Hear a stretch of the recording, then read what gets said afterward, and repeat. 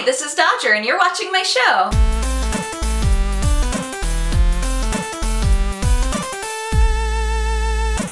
So this is going to be a show entirely about the Xbox One, because that's what everybody wants to hear and that's totally fine. If you were on Twitter during the press event, you saw my character Limited Feelings in all their glory. But this way we get to kind of expand on ideas and talk about the big points, especially for those of you who never even got to see the event. We'll go through step by step, the big stuff. First thing that we can talk about is the look of it, because that was the first thing we saw at the event, so why not? Xbox One basically looks like a rectangle. People are making fun of it for looking like a cable box or an old VCR, which is fair. It's not that interesting design-wise, but it's very clean and I'm okay with that. The controller looks very similar to past Xbox controllers, just, you know, updated. My one beef is that Kinect. Guys, that Kinect. As it stands right now, the way that we know Kinect, it's hard to find a place for it sometimes, especially to find a place for it and have it pick you up, right? It's not like the Wii where you have this little strip. It's a decent sized piece of peripheral hardware. So now imagine that, but bigger. It looks like a brick, and apparently it's supposed to pick you up easier, which I should certainly hope so. We found out later in the event that it knows your vitals, it finds you, which is terrifying, but it also might mean that it's a lot easier for you to be picked up by the sensors, and maybe you don't have to do quite so much of this. So maybe the trade-off here is that the Kinect is bigger, but in exchange you don't need quite as much floor space in order to play your games. But Dodger, they didn't use the Kinect to play any games. They didn't even talk about Kinect in games. You are so right, viewer. So what did they use the Kinect for in terms of the press event and showing off their technology? What they did was they showcased what's called Snap Mode, which is essentially where you plug the Xbox into your TV, much like you would normally in order to play a game. But this time, it's allowing you to utilize the Xbox and the Kinect in order to have a remote control-less interactive experience. You can turn on the Xbox, you can turn on the TV, you can swap between the two, all through the Kinect. And all by voice command, which they pushed. They wanted us to know that voice command. So in the actual show, he switched from playing a game to TV and then opened up a Skype window and all sorts of things were going on. Basically, Microsoft believes in a world where they are the beginning of that scene in Back to the Future. Marty is just overwhelmed by all those screens on at once. He just doesn't know what to do with himself. Microsoft, I believe in you. I think that you can make this overblown, ridiculous world happen. But the thing is this something that we should be excited about? I honestly don't think so. Voice commands are a gimmick, and they're not a new gimmick, which is the strange thing. It's something that people think is interesting and fun, but they don't use it very often, and most of us, especially with the Xbox and the Kinect, have the experience of going, Xbox! Xbox! Hey! It hasn't been reliable in the past.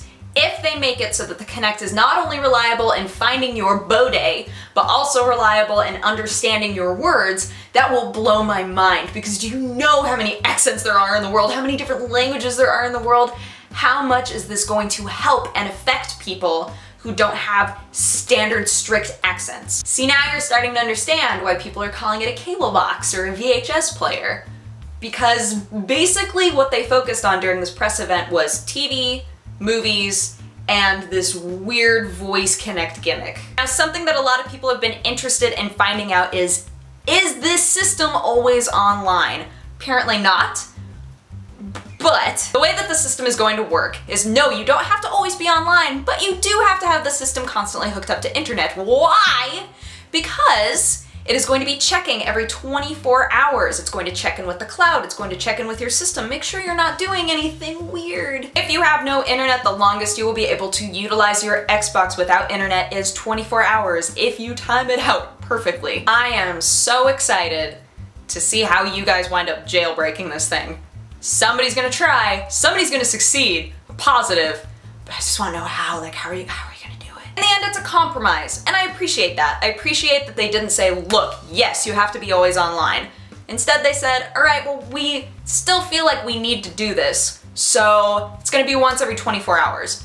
Do I think that once every 24 hours is a little bit excessive? Yeah! It's also not backwards compatible, which I think that we all kind of assumed. I don't think any of the next-gen consoles are going to be backwards compatible, and they're all utilizing a cloud system, so I'm assuming they're just gonna say, hey, if you want those games, we'll have them on the cloud. Dodger, speaking of games, did they ever talk about games? Yes, they did, viewer. Now I realize that this event is about showcasing the console, the new technology, and that it shouldn't entirely be about games, especially when E3 is coming up soon, they'll be able to showcase their games there. I get it. I also know that I am not alone, and that I was positive we were gonna get some form of gameplay. Up until this point in the event, we haven't talked about games at all. You should realize that. So now they say, what up? We're gonna bring out an EA guy and he's gonna talk about some games. And they were all sports games, which is totally fine. It's just not my bag. So they're talking about the sports games and they decide to show some footage, but the footage is all either live action or pre-rendered / cutscenes. So I say,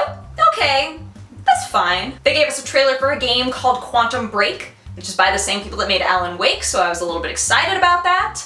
But then the trailer was entirely live action, so I don't know what that looks like. They showed us a racing game that was entirely pre-rendered stuff, and of course, plenty of big companies have come out to say, yes, we will be making our games and our franchises will still be going to the Xbox One, obviously. But what about indies? Indies will not be able to self-publish on the Xbox One, which has caused quite a bit of upsetted feelings. Then, at the very end, we got lots of information about Call of Duty Ghost, of course. They showed us their 3D models, they said they were going to do a side-by-side comparison of textures, but they didn't entirely. So then they say, sit back, relax, watch this trailer of what Call of Duty is going to be. The entire thing was pre-rendered or cutscenes.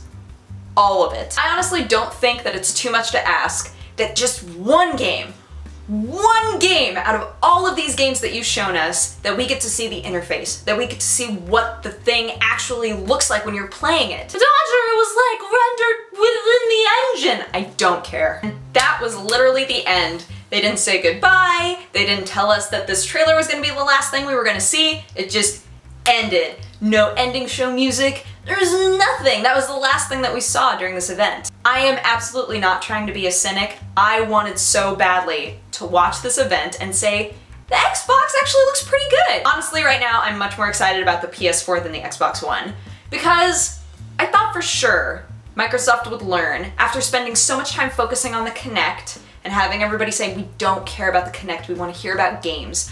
I thought maybe this year they would say, all right, let's show you some games. Instead, again, they focused on how to turn this into an entertainment system, which they might feel very strongly is going to be the better outcome for them.